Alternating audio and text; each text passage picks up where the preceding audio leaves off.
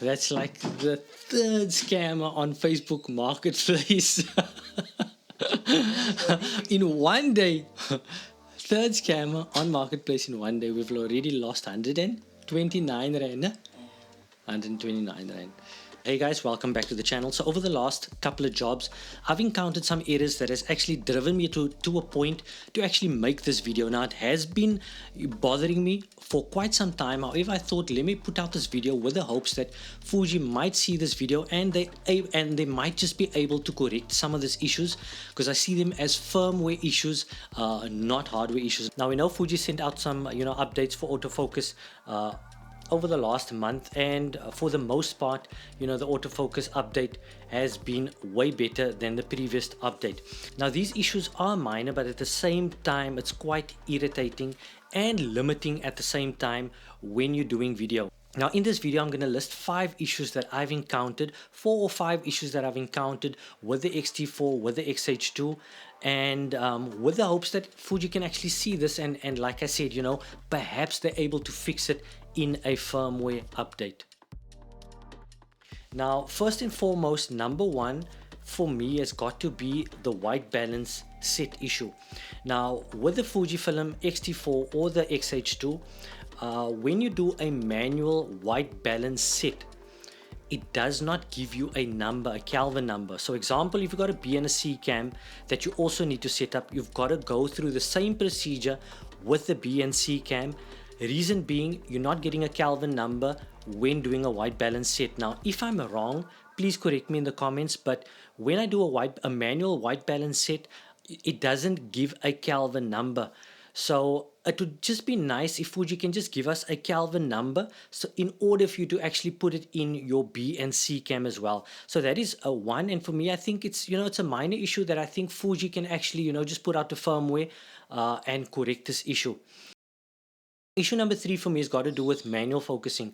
Now a lot of the times in video, especially with a locked off shot, I'm using vintage glass or just focusing manually with autofocus lenses, and the peaking option for me is just very weak compared to other brand manufacturers out there, especially Sony. If you look at Sony's peaking in any of the Sony bodies, even the older ones, it's way more stronger than the peaking in Fuji's bodies. Very difficult to see outside in daylight.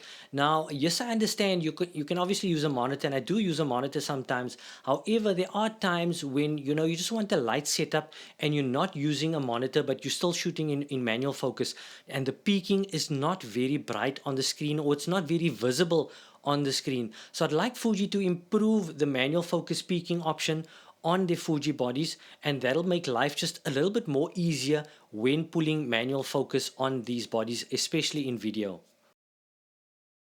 So one of the major ones for me is that once you've hit the record button, you're unable to access any of your menu. You're not even able to access your Q menu. Sometimes you want to change your zebra levels, you're unable to do that. The only options or the only settings that you've got access to once you've hit the record button is your exposure settings, aperture, ISO, etc. And then obviously your manual focus, your continuous focus, and your single autofocus. You can't lock the white balance, you can't change your zebra settings, you can't access the Q menu, you can't access your movie settings.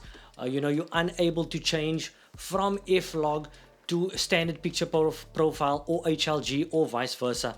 So that's a major issue for me that I've known about for quite some time. However, it's recently bothered me over the last couple of jobs that I've done, and hoping that Fuji would be able to fix this in a firmware update. I'm not too sure if they're able to do that. That's why, like I said, I'm putting this video out there. If I'm wrong, comment down below.